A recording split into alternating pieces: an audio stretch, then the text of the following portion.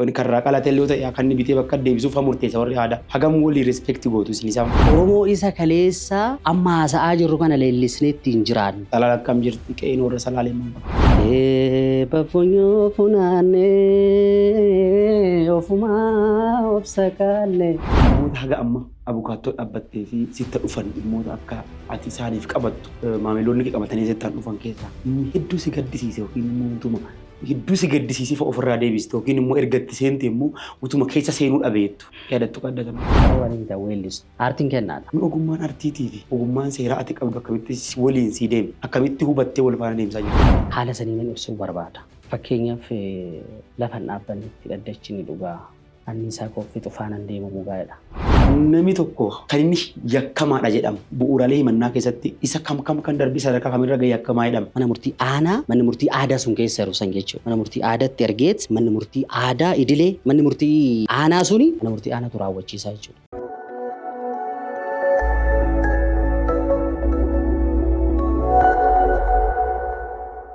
Yoo akkam jirtan kabajamtoota daawwattoota keenyaa maatiin Mijuu Podcast akkuma baratame torbaanti yennaa tokko keessummaa garaagaraa qabatee isinii dhiyaatee dhimmoota aadaa hawaasummaa akkanumaan lammoo dinagdee keenyarraa bal'inni kan irraa dubbataa ture ta'uu hin beekama. Adhammoo keessummaa keenya barbaacha gara Salaaleetti malee ogeessa seeraa akkanumaan lammoo nama ogummaa aartiileen walleelleen gara uummata kanaa dhufee jiru Abbaa Daalee yookiin immoo Biraanuu Beqqelee qabannee isin dhiyaannee jirra. Keessummaan keenya dhimmoota aartiirraa fi dhimmoota seeraarraa akkanumaan immoo haala jiruuf jireenya hawaasa keenya keessa jiraataa jiruu fi seerota nuti qabnuu fi akkanumaan immoo seerota ammayyaa nuti amma addunyaan ammayyaa kun ittiin bulaa jirtuu fi seerota uummanni keenya qabuun wal qabsiisnee ogummaa aartiitii fi seera akkamitti waliin deema kan jedhu irratti immoo waliin haasofnu ta'a. Abbaa Daalee yookiin immoo aartistii ogeessa seeraa yaamicha keenya kabajjii asitti waan nu arganteef biree hedduu si galateeffanna. Baga nagaan dhufte. Baga nagaan eegde. Atis waamicha kana na affeertee sagantaa kanarratti akka hirmaadhu taasisuu keetiif guddaa galatoomi siin jechuu barbaada. Ulfaadhu. Mee Salaale akkam jirti? Qe'een warra Salaalee maal fakkaatti? Egaa Salaalee waanuma amma waliin beeknudha. Hundi keenya iyyuu akkaataa nuti amma itti ilaalaa jirru. Duritti Salaalee jechuun maal jechuudha? Salaalee keessa maaltu jira? Aadaa isaa, nyaata isaa, gootummaan isaa maal fakkaata gaafa jennu hundumaafuu ifa waan ta'eef Salaalee garuu bakka kaleessa miti hin jirtu. Maaltu mudate Salaalee? Salaalee irraa qe'ee isaarra jiraachaa hin jiru. Qe'ee isaarraa baqachaa jira. Qotatee illee nyaachuu hin danda'u. Firri fira awwaalullee bakka itti dhabee jirudha jechuudha yeroo ammaa kana keessatti. So abbaan ilma awwaaluu ilmi abbaa awwaaluu hin danda'u. Waan akkasiisantu keessa jira Salaalee keessa. Egaa Salaalee maaliin beekamti? Gootummaan beekamti. Biyya Jeneraal Taaddasaa Birruu. Biyya Jeneraal Taaddasaa Birruu gaafa jennu immoo Jeneraal Taaddasaa Birruu jechuun biyya gandummaan beekne utubaa uummata Oromoo tanaa lafee dugda Oromoo tanaa. Oromoon kun gaafa baratu biyya isaa jijjiiruu akka danda'u jaalala namaa nageenya namaa waa hundasaa kan isarraa seenaa isaa barachuu dandeenyu turre jechuudha. Egaa Oromoon tuni dhugaa dubbachuudhaaf Oromoon keenya Oromoon ammaa lamatu jira akka amma ilaalaa jirru keessatti jechuudha. Waan lama qabdi. Oromoon gosa lama gaafa jennu amma Oromoon durii Salaalee keessas haa ta'u biyyoota Oromiyaa guutuu tana keessatti biyya bishaan gaafattee aannan sii kenna jedhamu sani. Si galee biyya gootummaa qabdu, biyya jaalala qabdu, biyya safuu qabdu. Biyya jaalala namaa malee jibba namaa hin qabne ta'uusaa seenaa Oromoo keessatti beekna jechuudha. Oromoon isa Oromoo dhugaa isa kaleessa gaafa waaqni kun roobuu didee hongee godhee horii waan nyaatu dhabee waan dhugu dhabee gadi bahee kadhatee waaqatti dheekkamee situn uumee uumaa kana situ uumee kanaaf dhala ati uumte kana hongeetti gootee maaliin jiraata jedhee isgoottee waaqa kadhateeti akka inni waaqa kadhatee ol deebi'ee rooba. Afaan wal beekan waaqa waliin. Afaan wal beeku qulqullummaatu jira waan ta'eef jechuudha. Sigalee Oromoon har'aa dhaloonni har'aa kun immoo maalidhaa? Tarii anillee keessa jiraachuu hin danda'a. Isaan keessa hin jiraanis. Sigalee kanaaf hundumti keenya dhaloonni ammaa kun jedhee haasa'u malee inni hoo eenyudha inni? Namichi suni. Anumaaf si dabalatee. Sigalee nu dabalateeti waan ta'eef dhaloonni ammaa kun immoo dhaloota akkamiiti Oromoo lammaffaa taanee gaafa jiraannu maalidha? Oromoo isa kaleessaa amma haasa'aa jirru kana leellisnee ittiin jiraannu. Sigalee gootota Oromoo durii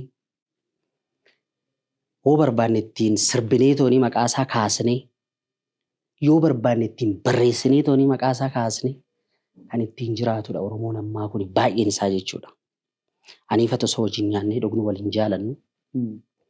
Aniifati hiriyaa koo taatee osoo jirtu guddina kee nawu guddina koo nawwitu. Kanaafi inni kaleessaa sun nurra darbee har'a qe'een Salaalee qe'een Taaddasaa Birruu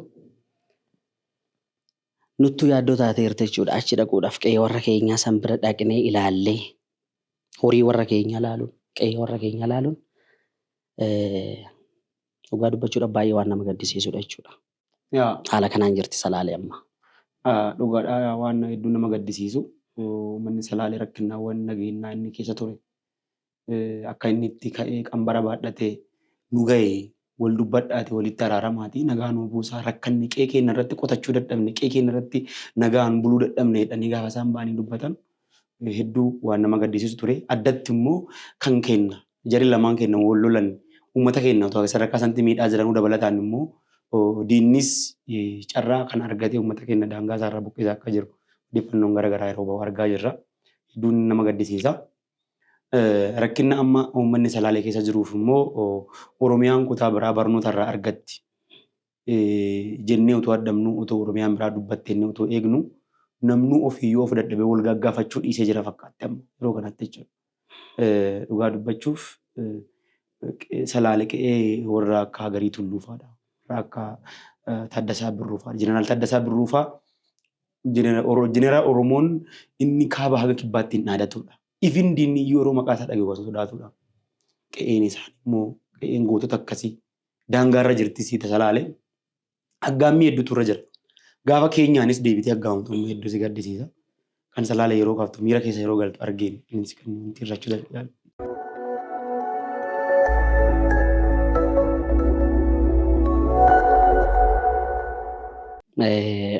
Moor Salaalee qofa waan na gaafatteef Salaalee qe'een Salaalee maal fakkaatti waan jetteen malee.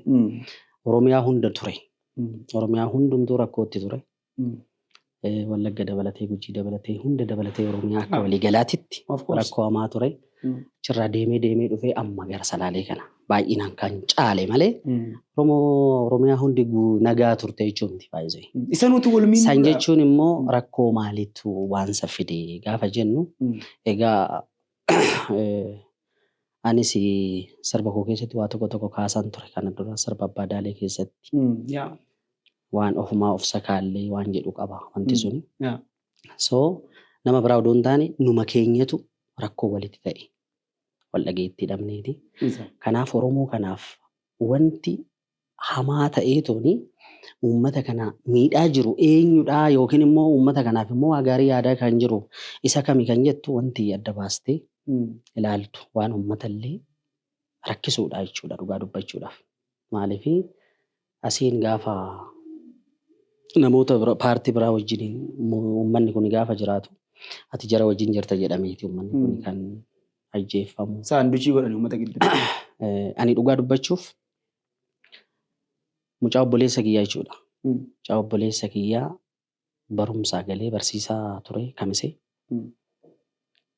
Bakka carraa waanuma jira kan uummatni wal keessa bobba'ee gala. Dhaabni biraas isaan keessa wajjin jiraatu. Wajjin hin gaafa jiraatan san humna qabaatanii ofirraa dhoowwuu hin danda'anii waan godhanis hin qabani. Gaafa mootummaan jiru immoo namni achiin waan adda addaa haasaa adda addaa walola adda addaa haasa'amee maal godhamee ijoollee meeqaachii fuudhamee tooni kan allayyaarra dhaabanii ajjeesantu jira. Si galee san jechuun lubbuun namaallee bakka har'atti gatii dhabde keessa jirra jechuudha. Dhugaa dubbachuudhaaf. So waan baay'ee nama gaddisiisudha. Mee daawwattoonni keenya akka sirriitti akkasii yaadatanuuf hojii keetii sirrii keetii waggaa 2 gahee jira abbaan daalee. Mi abbaa daaleerraa wajedhiitii uummanni isaan akka gaariitti fuula keetii haa baruuti isaan warri karaa saniin si beekanis karaa seeraa qofaan si beekanis jiru waan ta'eef gama lachiin iyyuu akka ittiin beekatti mi abbaa daaleerraa waan jedhe. Hayyee miira addaa keessa na galchite. Beeka. Sirba kiyyaa abbaa daalee geerarsa irraa si kaasa. Atis geerarsa tana jaalatta. Geerarsa hedduu jaaladha. Teepha funyoo funaannee ofumaa of sakaallee erbuu gootaa dagannee furmaata isaas wallaallee oogdii soqaaf hin tolle sirbii maaf oolattan callaaf girdii odoo sorree maaliin adda baafattan jedhaa sirbi kiyya. Jechuun oogdii xaafii gaafa irratti dhawu jettu osoo soqini sirbii irratti hojii jechuun dandeessu. Maaliifi keessaa guuruus sitti hin tolu waan ta'eef. Yaa in ulfaata. Kanaafi callaaf girdiis odoo addan sorin nama dhibdi waan ta'eefi ergaanis ittiinis waanuma ifa qabdu yaada. Yaa baay'ee artistooti keenya waan hin jedhini qabanu waan hundumaa jedhanii jiru. Ofiin ofisa kaallee rakkina hedduudhaaf of saaxilaa akka jirullee wanni dubbatamin hin jiru. Gaafa ormaa gadi baatanii dubbatanii jirtu artistoonni biyya kan Oromoon tun qabdu kan dubbatin hin jiru. Oromoo ofirraa loluu akkatti qabu. Walirraa lolaa hin jenne. Kan wal miidhaa jiru kan wal sakaalaa jiru nu'uma itti himaa jirtu. Wallaalaniitis miti warri siyaasaas uummanni Oromoo kunis wallaalee miti. Rakkinnuma beekamu ka furmaati isaas ifa taa'u. Rakkinna uumameef nutu wal sakaale. Rakkinna ammoo jiru kana furuudhaaf ammoo malli jiru mari'achuudha. Lachuu harka keenya keessa otoo jiru uummanni keenya nu harkatti dhumaa jira. Kan isin dubbattanis isa kana. Mi'aati ogeessa seeraati. Manneen murtii sadarkaa adda addaa irratti hojjettee jirti amma immoo manneen murtii sadarkaa kamii irratti iyyuu abukaattoo seeraati. Ogummaan artiitii fi ogummaan seeraa ati qabdu akkamitti waliin sii deeme? Akkamitti hubattee wal faana deemsaa jirti?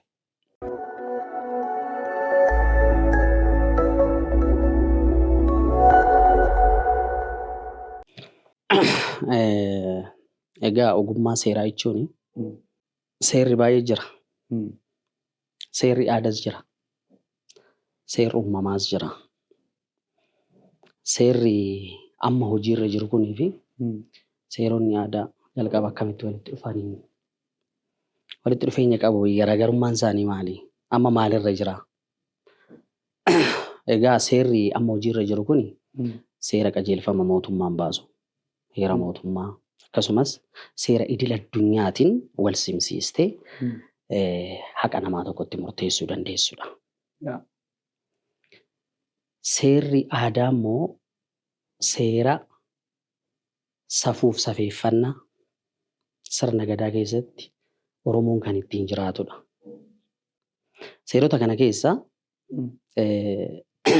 akka seera amma hojiirra qajeelfama mootummaa jiru kanaatiin akka ogummaa seeraatti akka ogeessa seeraa tokkotti hojiin amma hojjetamaa jiru biyya keenya keessatti maal fakkaata? Akkamitti immoo hojjetamaa jira? Lafa qabatee hojjetamaa jira gaafa jettu waan baay'ee si gaddisiisu. Maaliifi fakkeenyuma sii kaasuu gaafan barbaadu namni yakka dalage tokko baay'ee yakkamaadha taanaan adabamuu qaba seerichatti jechi seera waan ta'eef. Maaliidhaaf adabama? Waan lamaaf tokko namicha irraa barata. Yakka dalage sanarraa akka ittiin deebineef irraa akka baratuuf. Inni lammaffaan namni biraa akka isarraa baratuuf. Galee gaafa san ta'u keessatti garuu adeemsa kanaan deemamaa jira moo yakkamaadha jedhamee nama shakkame santu gidirfamaa jira. Ogeessi seeraa kanarratti immoo qooda maalii qaba? Kamitti hojjechaa jira? Gaafa jettee ilaaltu baay'ee laafadha. Kana keessatti immoo koree sirnaaqaa adda addaa keessatti walgahii adda addaa keessatti yeroo baay'ee walgahii kana gaafa deemus inuma haasofnaa numa dubbanna furmaanni wanti godhamu garuu laafadha. Fakkeenyaaf namni tokko yakkamaa ta'ee mana murtiitti osoo kan wanni jedhu ta'e osoo kan mana murtiitti dhiyaatu ta'e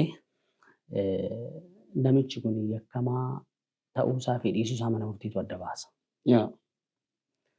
Haga dhimmi isaa qulqullaa'uttis immoo mana murtiitu mirga wabii laata. Gaafa shakkamaan sun mirga wabii gaafatu. Mirga wabii gaafa laattamuu fi dhimmi isaa suni qulqullaa'ee ragaan funaannamee himannaan haga irratti dhiyaatutti wanti dhimma mirga wabii isa eegsisu yoo jiraate dhimma isaa ala taa'ee akka hordofatu taasisa jechuudha manni murtii. Egaa manni murtii jechuun murtii kan laatudha. Qaamni kamuuyyuu immoo seera cabse taanaan kan itti gaafatamudha jechuudha. Gaafa san namichi kun mirga wabii eegamee fi gaafa waraantiin yookiin xalayaan waamichaa wanni waajjira poolisii akka ba'u godhamu waajjira poolisiin baasu namicha kana. Mirga wabii eeguun qabu manni murtii jedhee bakka itti mormutu jira jechuudha. Inni qaba aangoo akkasii waajjirri poolisii. Waajjirri poolisii egaa qaamni mootummaa sadii jira. Qaama seera baasuu jira. Qaama seera hojiirra oolchuu jira. Qaama seera tumutu jira. Judiciary interpretan godhu jira. So hundumtuu gahee mataasaa qaba jechuudha. Waajjirri poolisii qaama hojii raawwachiisadha. Seera raawwachiisa. Nama yakka ija harkaaf harkatti argee qabee seeratti dhiyeessa. Saniin alatti ajaja mana murtii cabsuu hin danda'u jechuudha. Aangoo akkasii hin qabu. Aangoo akkasii hin qabu. Garuu immoo kutaalee hedduu keessatti labsiin hin jira. Fakkeenyaaf qaamni seera mana murtiin kabanye immoo labsii moo mataasaa kan danda'e jira. Isuma saniin nama sannan gaafadha osoo kan jettu ta'e bakki itti gaafattu sin jiru namni seera raawwachiisu sin jiru jechuudha. Baay'ee namni mirga wabii eegamee fi waggaa tokko osoo mirga wabii waajjirri poolisii gadi hin baasin waggaa tokko kan hidhamu jira. Kan san caalu iyyuu jira. Egalee sanii olitti san caalu jira. So gaafa akkasitti ilaaltu haqa kan akkamitti lafa qabsiisuu keessatti ogeessi seeraa irratti xiyyeeffatee hojjechaa jira gaafa jettu waan si gaddisiisudha jechuudha. Gaafa san maal yaadda? Ergaa dabarfatta. Maalidha amma fakkeenyaaf egaa aartii jechuun karooraan sirbitu baay'ee. Karooraan miti weellistu. Aartiin kennaadha. Egalee sagalumaan qabaadhattis miti sirbitu. Garuu maal dhahamtaa warri sirban guutan bara artistoota hedduu qabna. Sirbi dhagaameen quufamne hedduu qabna artistoota jajjaboo jechuudha. Egalee garuu ani akka kiyyatti maaliin sitti himuu barbaada bifa ogummaatiin isaa ta'u waan mana murtii keessatti hubadhu waan hawaasa keessatti hubadhu.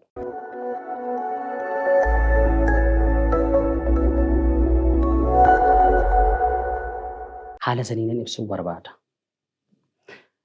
Fakkeenyaaf lafa dhaabbanni itti dhaddachi ni dhugaa. Anniisaa kooffii xufaanan deemu mugaadha. Garuu ergasiis illee dhiisnee man deema. Kanaaf sana haala saniin dabarsita.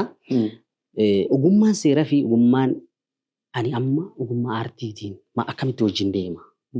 Gaafa jettu seera haqa falmita hawaasaaf dhaabbatteet haqa nama sanii falmita. Ogeessi seeraa yookiin immoo abbaan seeraa tokko immoo maal godha haqa namaa san murteessa. Aartii fi seerri walitti dhiyeenya qaba. Hariiroo qaba. Gaafa weelluudhaan hawaasa tokkoof sirbaan gadi baatee waa himtu immoo quuqaa saba sanii hawaasa san keessa waan jiru addunyaatti lallabda. Sigalee biyyoota guddatan keessatti bara aartiin iddoo guddaa qaba kabaja qaba. Sigalee gaafa ati waa jettu mootummaan jecha kana maaliif jedhee maaliif akkas sirbuu danda'ee si hidhuun qabu bara sun dogoggora. Jira moo hin jiru dhee deebiitti kennuu qaba mootummaa. Wanticha faana dha'uu qaba. Sigalee maaltu jira waan kuni hawaasa keessa waan akkasii jira jedhee deebiitti laatuu qaba. Maaliif dirqama qaba waan jedhu ta'eef hawaasa kana bulchaa waan ta'eef jechuudha. Kanaafi san itti himta quuqama hawaasa san baastee addunyaatti lallabdaa rakkoo hawaasni kun keessa jiru hin himtaa jechuudha. Hin dubbatta jechuudha. Waan haqaa uummata sanii dubbatta. Ogummaa seeraa keessatti immoo waan haqaa uummanni kun qabu murteessita. So walitti dhiyeenya qabaa jechuudha. Hariiroo karaa kanaan. Hariiroo qabaa jechuudha. Gama biraatiin dhimma seera amma hojiirra jiruu fi seera aadaa. Gaafa ilaallu seeronni aadaa amma seerri aadaa mana murtii amma kan dhiyaate jira. Hojiirra oolaa jira, hojjetamaa jira. Galee hawaasni manni murtii aadaa jira. Manni murtii aadaa jira amma. Dur amma Oromoon kun akkamitti akka bulu beektan sirna gadaatiin bula. Gumaa kaffalchiisa doona mallee jechisee mana murtiin naqamu ture. Baheet itti gaafatamummaa fudhata hawaasa keessatti waan dalagisan. Har'a immoo qajeelfama seerotaa fi qajeelfama idil addunyaa wal madaalchistee ilaalchistee murtii laatta. Garuu amma manni murtii aadaa sun hin jira. Manni murtii aadaa amma fakkeenyaaf namoonni baay'een isaan machitti kan isaan wal himatan. Waan suni waan bareedadha. Labsii 240 muraa 2003 jechuudha. Labsiidhaan labsame jechuudha. Labsiidhaan labsame. So mana murtii aadaa san keessatti dambii mataasaa qaba. Murteechitti koree qaba. Fakkeenyaaf namni walitti qabaa dabalatee akka nama 5 oliiti. Gaafa san ta'u immoo umuriin isaa waggaa 40 haga 72 gidduu namoota jirantu waan san hoogganu jechuudha. Akkaataa saniitiin gaafa ilaallamu amma namni mana murtiitti himannaa himatee erga himatee murtiin itti murtaa'ee booda mana murtii aadaa deebi'ee kan naqee wal himatu tura. Erga murtiin laattamee booda jechuudha. Asii isin biratti gaafa murtaa'ee asitti amma ragaadhaan madaaltee murteessita mana murtii keessatti. Sigalee ragaan dhufee ragaa sobaa ta'uu danda'a. Sobuu danda'a. Sigalee gaafa achi dhaqxe garuu akkaataa sirna Oromoon itti bulaa ture san akkaataa aadaa saniitiin waan kakatamee tuni godhamu tura waan ta'eef erga murtiin murtaa'ee bakka san borree dhaqu jira. Gaafa dhaqan murtii turaa sanillee dhiisanii achitti walamananii tooni nagaa godhatantu jira jechuudha. Keeziin akkasii hin qubname. Ni jira waan akkasii suni. Kanaafuu isin mana murtii aadaa amma Oromiyaa keessa jiru kana hin dinqisiifattu jechuudha. Baay'ee hin dinqisiifan. Akkam immoo wanni isaanii kabaju. San jechuun hawaasa keessatti haqummaa jaalalummaa waan isaan walitti dhufeenyi isaanillee akka gargar hin baane argite. Waan san utuma waan ta'eef diinummaallee balleessa waan ta'eef waan suni gaariidha jechuudha. Okay, amma asitti manni murtii aadaa jira, manni murtii idilee immoo jira. Mana murtii aadaatiif mana murtii idilee gidduutti immoo keeziiwwan jiru hamma walii kabajjise. Fakkeenyaaf isin biratti waan amma fakkeenyaaf mana murtii idileetti wanta murtaa'e waan abukaattoon itti bitamee abukaattoon itti qacaramee himatatti banee ka'ee murteessisiise inni kun immoo asii mallaqa itti baasee murteeffate haqa wayii namni wayii kabachiifatee jira. Murteen isin darbitan tarii namichi waggaa 2-3 mana hidhaa keessa kan turu ta'a. Asitti immoo qabeenyi isaa qofti kafalamee fi miidhamni isaa laallamee fi akka inni waan isa godhe kanaaf dhiifama gaafatee karaa aadaatiin yoo jibicha namaa yoo kan ajjeese ta'e jibicha biraa akka bakka buusuuf yoo kan korbeessa namaa hate ta'e akka inni korbeessa namaa kaate bakka deebisuuf karraa qalate illee ta'e akka inni bitee bakka deebisuuf murteessa warri aadaa. Hagam walii respekti gootu isin isaa.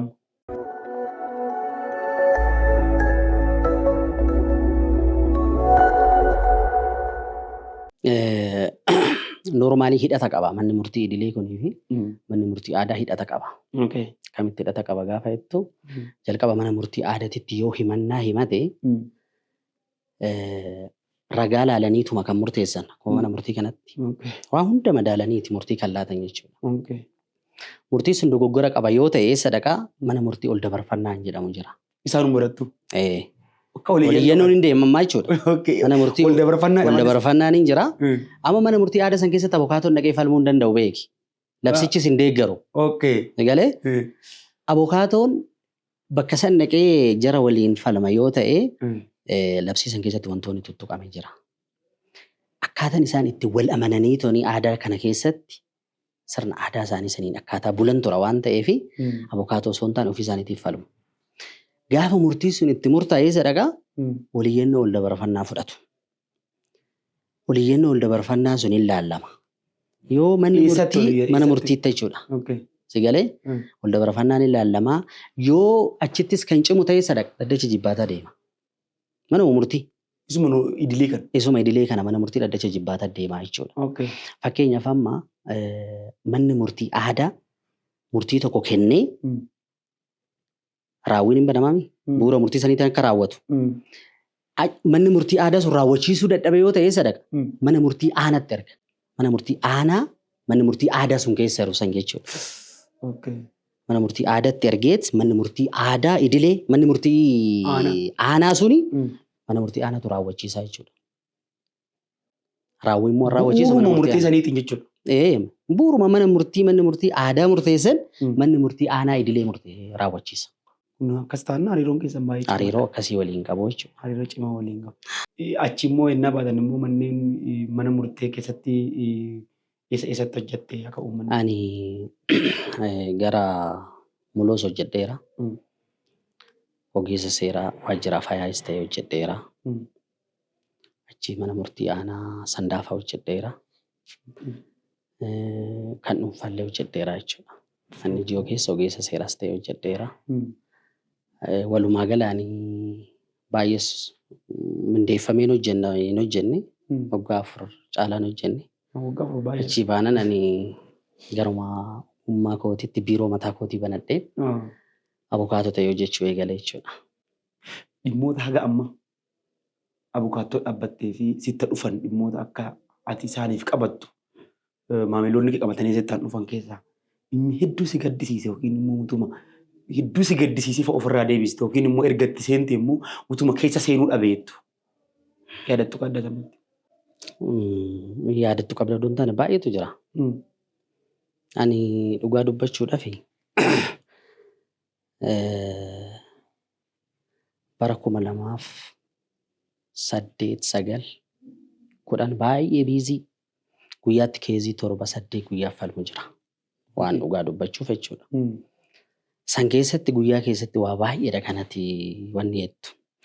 Mana murtii garagaraatti deemtee falmitaa wayii mana murtii 2 ganama sa'a booda bakka tokko 3 qabaachuu dandeessaa bakka tokko immoo 2 qabaachuu dandeessaa 4 gaafni qabaattu jiraachuu dandeessaa jechuudha. San keessatti hundi isaas hin gammachiisu. Si galee wanti si gaddisiisu hedduudha. Kana 2 ittee haasa'uu hin dandeessu 2-3 ittee haasa'uu hin dandeessu. Addatti meebii kan kasammuu kee keessa baduuf hasi dhiisee heezii akkasii bachuu barbaade. Addatti wanti na keessan banne maal seete? Mana murtii kana sedhee siin kaasu. Abbaa seeraa kana sedhee siin kaasu. Yeroo tokko dhimmi wayyaa qulqullaa'u dhamee ture. San jechuun sadarkaa falmiin erga gaggeeffamee booda ragaan dhagahamee ture. Dhimma ragaan dhagahame san keessatti ijoon dhimmi wal dhabdee bitaan mirgaa kanaa maal ture waan jedhu achi keessaa ijoo baasta. Ijoon immoo akkaataa seera deemsa falmii hariiroo hawaasaa keewwata 251 manni murtii achi keessaa baasaa. Akkaataa 252 immoo ati ofii keetii ijootti dabalattullee jiraachuu danda'a falmii kee keessatti jechuudha. Mana murtiitti manni gaafa dhiyaatu himataa fi himatamaan dhimma isaanii gaafa dhiyeessanii ijoo isaan irratti wal dhabaniin ala bahuu hin dandeessu ati. Akka seeratti. Akka seeratti. Seerichumatti seera waan ta'eef. So dhimmi kun yaa qulqullaa'u jedhamee ijoo 5-4 tokko taa'ee ture. Eeyyuu qulqulleessa waajjira bulchiinsaa warra waajjira lafaa dabalatee koree jaarsolii biyyaa dabalatee dhimmi kun haa qulqullaa'u jedhamee beellamni nuu qabameera. So bakka san dhaqee akka qulqullaa'u gaafa godhamu abbaan dhimmaa warra nuti itti falminuu sun hin barbaadani. Maaliif dhimmichi akka qulqullaa'u waan beekaniif jechuudha. Haqni eessaa akka jirtu waan beekaniif. So abukaatoo wayiitu bakka nuti hin beeknetti iyyata wayii galchee ture. Beellamni nuu beellamame galmeen kan buleef maaliif gaafa guyyaa akkasiitti bu'aa ajajaa waan qulqullaa'e isa fidaadha. So gaafa beellamaa san maal eegna nuti bu'aan achii dhufu suni fudhannee dhaquudha. Inni yoo ta'e sababa dhannee ibsuudha. Kanaan beekna jechuudha galmee nuti. So gaafa dhimma sanii beellama gaafa dhannu san dura iyyanni dhiyaateera. Iyyanni maal jedhamee dhiyaate galmeen kun qulqullaa'uun isaa sirrii waan hin taaneef bu'uura ragaan keenya ibseen ilaallamee murtiin nuu kennamuu qabaa han jedhu iyyanni galee duurfameeti jechuudha. Nuti amma dhimma san hin beeknu iyyanni sun illee galuusaa. Kanaaf ani bu'aa ajajaa san warri koreen dhiyaannee dhimma kana qulqulleessuu hin dandeenyu hin jedhu. Jarris waan hafaniif bu'aa sannaa kennaniiru saamsameera qabadhee daddacha galeera. Daddacha galeen ol seenu bu'aa san itti kennuudha jedha daa'imni. Abbaa seeratti bu'aa san gaafa itti kennuudha jedhu ayi qo'aa jedhe. Maal jennaan galmee qorannee murtii laannee irraa jedhe. Murtiidhaan miti bee galmeen kan bule. Bu'aa ajajaa eeguu bule galmeen. So bu'aa ajajaa santu dhiyaachuu qaba ture miti. Maqaa murtii kennine irraa jedhe. Akkamitti murtii kennine. Kanaaf haala saniin murtiin kun gaafa laattame jedhamu dogoggorri wayii akkaataan itti uumame abukaatoon sun iyyata nu duukaa waan san galchee akkas gaafa godhamu galmee qorannoodhaa bulchee manni murtii. Abbaa seeraa biraa harka ture galmeen abbaa seeraa biraa san harkaa bahe immoo abbaa seeraa biraati kan murtiin kennameera kan nuun jedhe tarii dogoggora abbootii seeraa san gidduutti wal hubachuu dadhabuutu uumameeti moo bu'aa ajajaa galmee san keessa laallamuu dadhabeeti moo wanti adda baafame jiru san booda waan isaa laallamee ture waan sirratu sirrate dhimmi kun yeroo baay'ee keessoo koo hin deemaa jechuudha. Maaliif galmeen bu'aa ajajaatiif bulee ati bu'aa ajajaa qabattee dhattee murtaa'ee gaafa si eegu an kana wal fakkaatu jiraachuu danda'a moo kun keessoo kiyyatti baay'ee natti dhaga'ama jechuudha.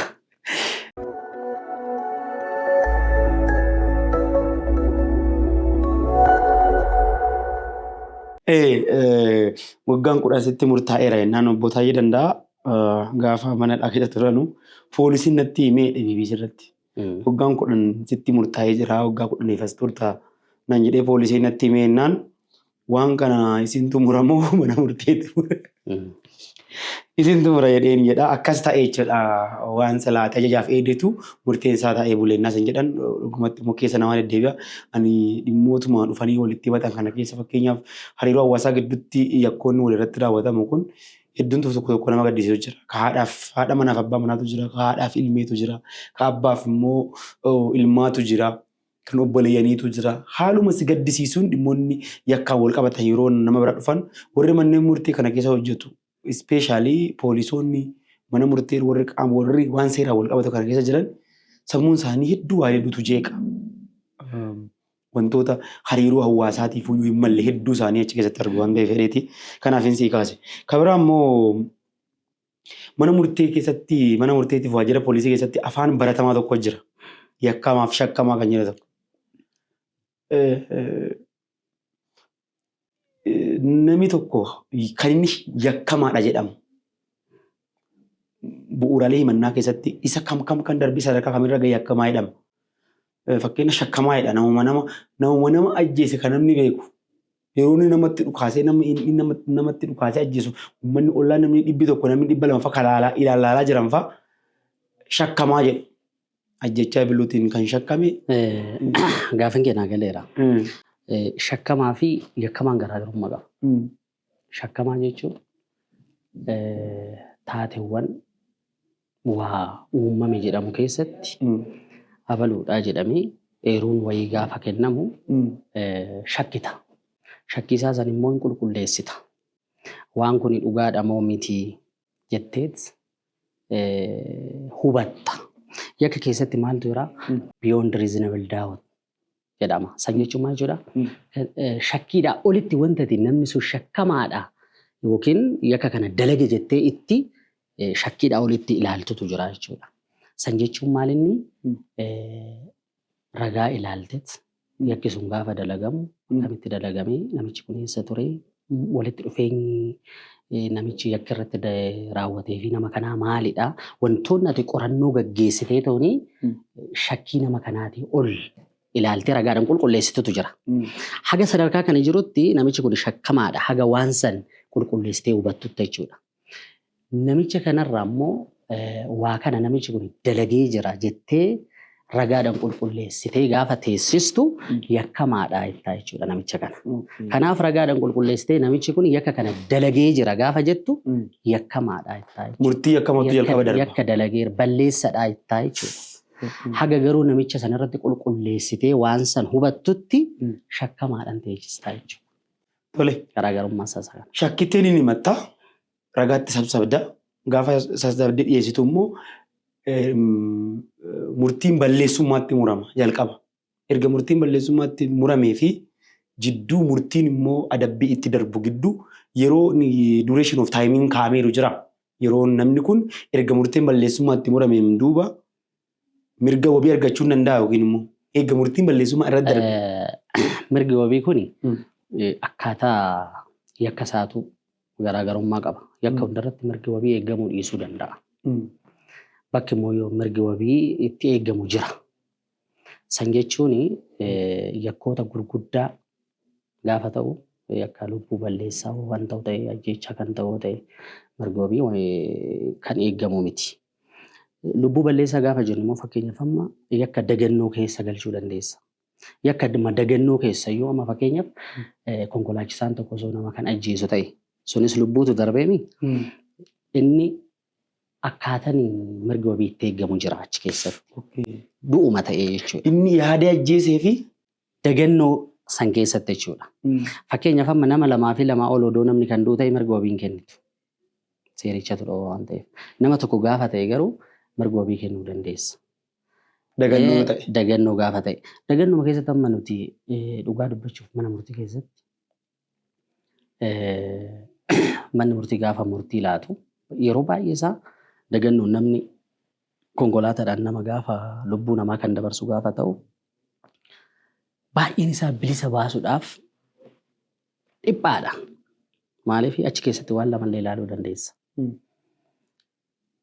Namichi suni odoo konkolaachisaa jiru namni biraa osoo badii isaatiin kan jala galu ta'e nama kana haalatti balleessadha ittiin jiru. Ani amma keessa tokko keessatti keessiin ofii qabadhee wayii sitti himuu danda'a.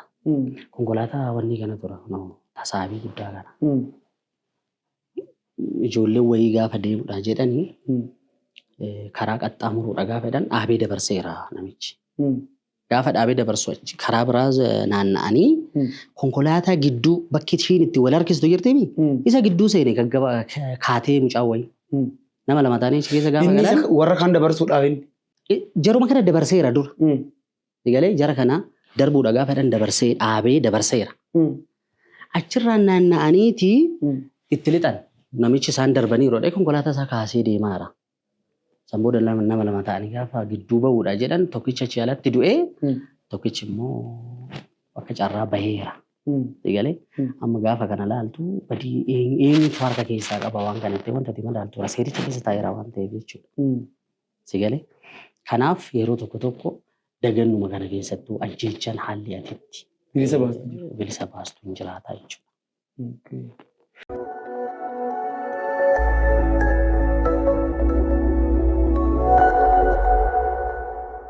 Garuu namni tokko eega murtiin balleessummaa irratti darbe haga murtiin kan balleessaa yakkoota himatamte kanaan balleessaa raawwattee jirta jedhee manni murtee balleessaa itti mure.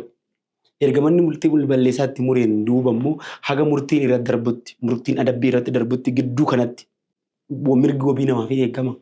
Erga murtiin balleessummaa irratti darbeen duuba. Murtiin balleessummaa amma erga irratti darbee balleessa dhadhameera bara. Hin bahu jechuudha. Wanti mirga wabii isa baasu hin jiru. Amma sadarkaan irra jiru sadarkaa dhumaarra namichichi. Itti murtaa'uudhaaf. Amma durumaa haga balleessadha jedhamu sanitti alaa deddeebi'ee dhimmicha keessatti falmiisaa gaggeessuu danda'a ta'a.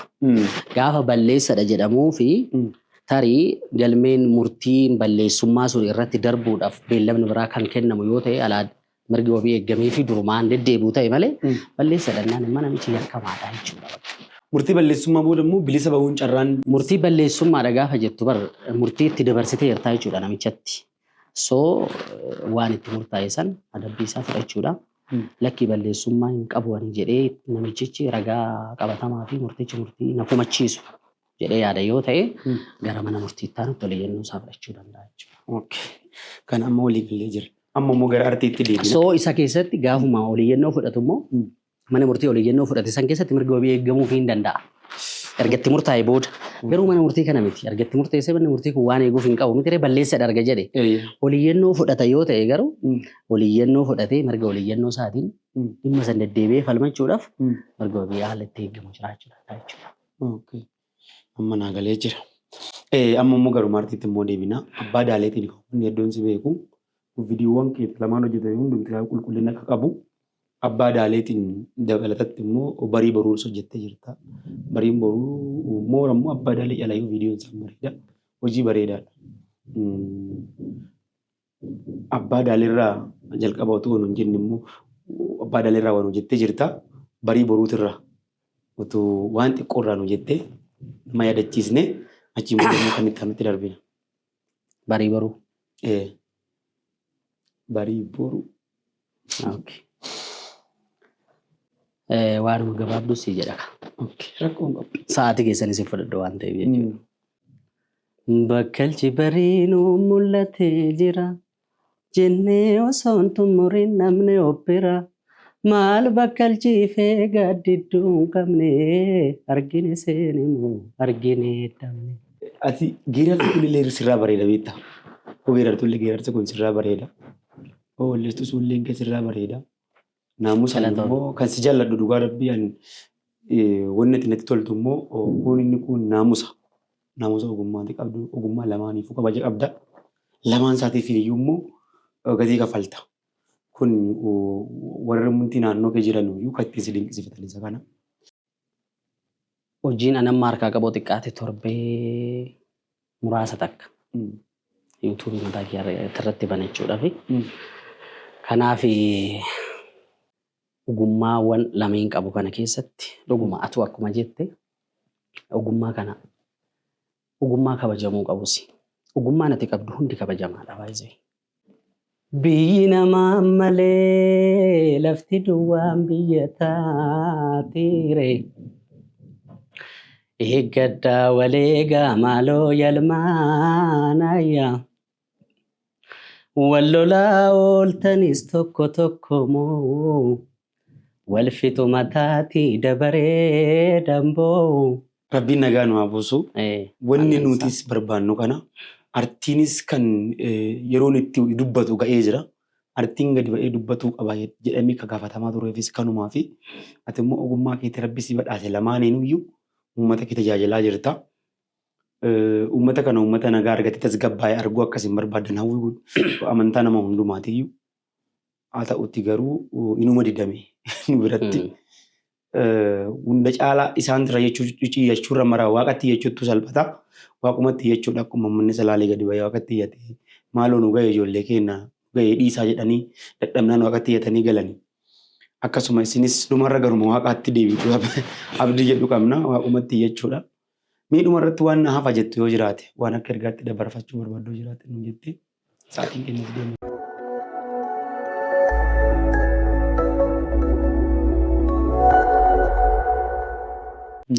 Ergaan ani dabarfachuu barbaadu jiraate biyya keenya nagaa godhu. Kan nagaa caalu hin jiru. Namni bobba'ee galuun waa xiqqishuu miti. Dhugaa dubbachuudhaaf. Nagaa uummanni kun nagaa dheeboteera.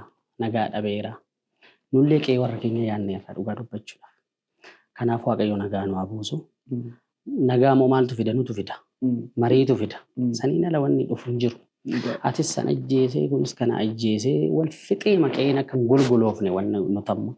Anillee dhimma keessoo kiyya jiru. Kana nani hawaasa kootiif dabarsuu barbaadu jechuudha. Kanaaf nagaatu dursa. Inni dabalataa wanti ani jedhu hoo jiraate jaalala. Waanuma waliinuu beeknu hundi keenya waa baay'ee wanti beeknutu jira. Namni wal jaalachuu qaba. Jireenyatti kan wal jaalachuu qabu namni. Gaafa duute barree biyyee keessaa waliin kaastumi gaafa jirtu garuu jireenyatti wal gargaarta. Jireenyatti wal jaalatta. Keenya baay'een isaa garuu gaafa ati lubbuudhaan jirtu yoo ati mataa wal qabatte mataa gadi dha'uu barbaada. Hiriyaa kee teessee wajjin nyaatee dhuge. Suni nu biraa baduu qaba baay'ee Oromoo dhaloota ammaa kana keessa baduu qaba. Sigalee akka Oromoo durii sanitti yaaduu qabna jechuudha nuti. Oromoo durii isa waaqatti dheekkamee waaqa roobsisu sana akkas ta'uu qabna malee isaan leellisnee jiraachuu hin qabnu. Egalee gaafa namni du'e gaafa si piroofaayiliin isaan godhatamu. Gaafa si seenan keetii san mul'atu. Gaafa si waa hundi kee kan ogummaan keetillee kan bahu jechuudha. Namni gaafa mana hidhaa keessa jiru namni dubbatu hin jiru. Gaafa inni mana hidhaa keessa bahe piroofaayiliinis guutee barreeffamnis guutee waanuma baay'eetu jira. Sun keessa dhabamuu qaba. Wal jaalachuu qabna. Jaalalatu caala waan ta'eef ogummaa keenya immoo kabajnee jiraachuu qabna. Aartiin illee iddoo godhachuu qabdi baay'ee dhugaa dubbachuudhaaf. Mariin aartii tanaallee jiraachuu qaba. Egalee sirboota amma kana dura duuba deebitee osoo dhaggeeffattee sirboota sirbame hedduu kan dhaggeeffattee illee hin quufne hedduutu jira dhugaa dubbachuudhaaf. Ani akka kootti sirbuu dharra'ee miti nan sirba. Haqa waan sitti. Akka ogummaa koo seeratiin waan ani dhaabbadhee hawaasaaf falmuu danda'u san keessatti waan hawaasaaf lallabuu qabu. Waan dubbachuu barbaaduuf waan san godha malee sirbuun waan an barbaadeef qofa miti kanan sirbuu danda'u. Maal sirbina yoom sirbina akkamitti aartii jechuun maal jechuudha san qo'achuu qabna. Siigalee hubachuu qabna. Kanaaf aartiinis iddoo godhachuu qabdi. Haqnis lafa qabachuu qaba. Bakka haqni hin jirretti olaantummaa seera bakka hin jirretti diinagdeenis hin jiru bara. Biyyis guddachuu hin danda'u.